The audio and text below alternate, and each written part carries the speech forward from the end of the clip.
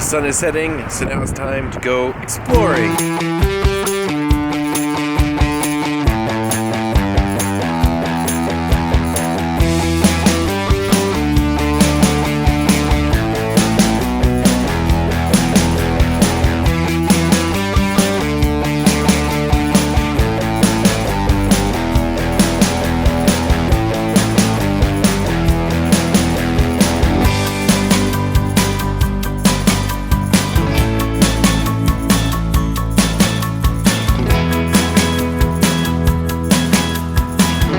I've never been to Nashville before, and I know very little about the city. I'm quite knowledgeable about its history and its landmarks.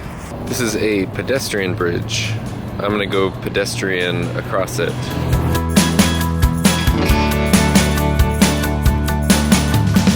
This is Nashville's famed Purple Arch. Rumor has it that it actually completes a complete circle under the river, which then also acts as a checkpoint for fish and things when they do like underwater races. This river was created by the Great Flood of 1997 when Mexico refused to allow any more water into their country. And over here is the Nissan Stadium where fuel-efficient vehicles battle to the death. This is downtown Nashville, Tennessee, famous.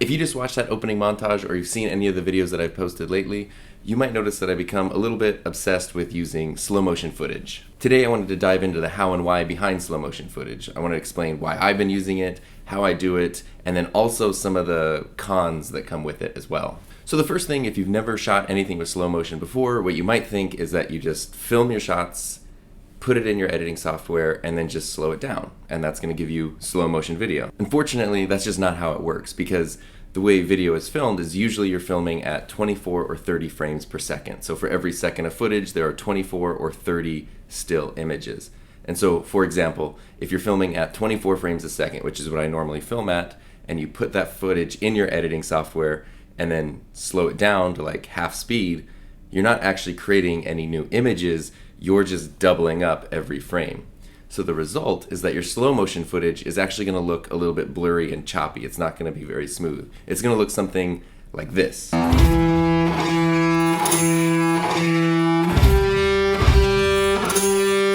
what you probably noticed was it was definitely slow motion, but it wasn't smooth. It was kind of like choppy and the motion wasn't very fluid. In order to make the motion fluid and smooth, you need to add more frames per second. And the good news is that most cameras and phones nowadays offer high frame rate filming. For example, most iPhones and cell phones can do at least 120 frames per second at full 1080. Some can go up to 240. The camera that I use mostly to film all of these videos is the Sony RX100 Mark V.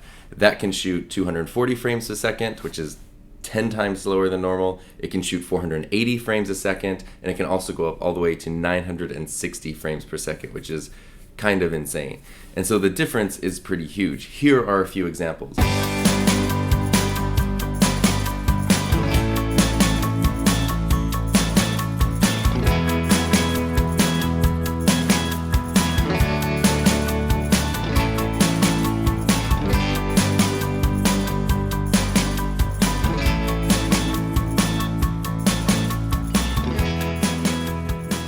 So hopefully that helps illustrate the difference between just slowing down regular footage and actually shooting at a high frame rate. Now, filming slow motion is a whole process in and of itself. You can't just usually go film like you normally would, because every second of your footage you're taking in more and more frames. So sometimes it can actually be difficult to use your camera or phone to capture the exact moment that you want. For example, if you're filming a wedding and you want to capture the kiss between the bride and groom in slow motion, which would look fantastic, but you're the only shooter of that wedding, I would definitely not recommend shooting in slow motion, because there's a really good chance you're going to miss that exact moment, and you're almost guaranteed to miss the moments around it, even if you do capture it. If you have a second camera or a second shooter, then absolutely you have the insurance to try to capture that moment. So slow motion really requires a lot of planning, Often a lot of reshooting. There's a bit of risk involved because you might miss specific moments, but the payoff can be really great. One of the big issues when filming with slow motion is light, because since your camera's shutter is going so fast, it's hard for light to actually get into your camera. What that means is that you might notice slow motion footage ends up being darker than normal and even noisier and grainier than you would normally like it. If you look at this video, you'll notice there's an opening sequence where I'm getting ready and like packing my bag and putting my shoes on that's all shot in slow motion. That was filmed in a hotel room at like 5 a.m. and there just wasn't much light. That footage came out way noisier than I would ever like, but I just really like the way it edited together, so I kept it because I love the overall sequence, but the footage is really noisy.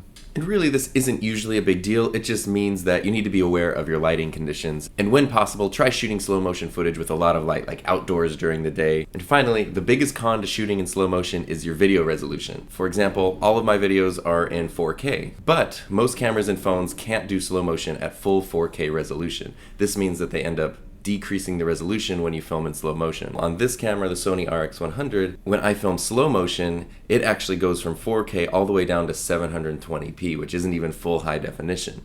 And if you're watching on a phone or a tablet or even a laptop, you probably won't see the difference. But if you're watching on a TV or you're someone like me and you're sort of picky and you kind of know what to look for, you can totally tell the difference. But I'm willing to sacrifice that resolution to be able to use really smooth slow motion because I just love the style that it gives so much. And hopefully in the future, as cameras and technology continue to develop, it will become more possible to do high frame rates at higher resolutions. The technology is just not there yet, at least affordably. Also, you may notice in some slow motion shots, lights tend to flicker. This has to do with like the wattage of the lights and the way that they're cycling versus the way the camera shutter is going. And if they don't sync up properly, then you see the flicker of the electricity in the lights. There are ways to counteract it. I'm still kind of playing around trying to figure it out myself. For the most part, I tend to try to avoid shooting in situations where there's gonna be lights that flicker, but the montage at the start of this video was in downtown Nashville. It's bright and fluorescent and lighty, and you can't really avoid it, but I didn't want to not have any of that footage. So kind of like the noise that I mentioned earlier, having that flicker was sort of a quality sacrifice that I had to make because I wanted the overall footage to exist. So it kind of feels like I've been saying all of the problems that come with shooting slow motion, so why on earth would you want to do it? And the answer is that it's a really great storytelling tool. I've been really enjoying the way that it's changing my editing style, that it's forcing me to look at things different, that it helps tell stories differently, and then finding ways to incorporate it into other techniques is really interesting too. I've done videos where I'm trying to do slow motion mixed with time lapses, which is almost like the opposite of slow motion, and trying to edit those two things together cohesively is kind of a challenge, and it's really fun to figure out how to make that work or see if it doesn't work and to just learn more. So I highly recommend playing around with it, even on your phone if you have a slow motion option, which most phones do. It's fun just to see things a little bit differently by using slow motion. So really that's it. You may even have a camera that shoots great slow motion that you've never used yet. You should really dive into the menus and take a look at it. I'm happy to answer any questions you might have about slow motion. I'm happy to do any more videos or info about slow motion or other techniques in the future. So hopefully that kind of sheds some light on it, maybe even explains why you've seen so much slow motion in my videos lately, and probably will continue to do so as I figure out how to use it as a really effective storytelling tool.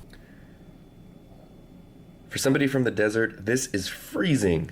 Super worth it, because this is pretty darn gorgeous. Look at this.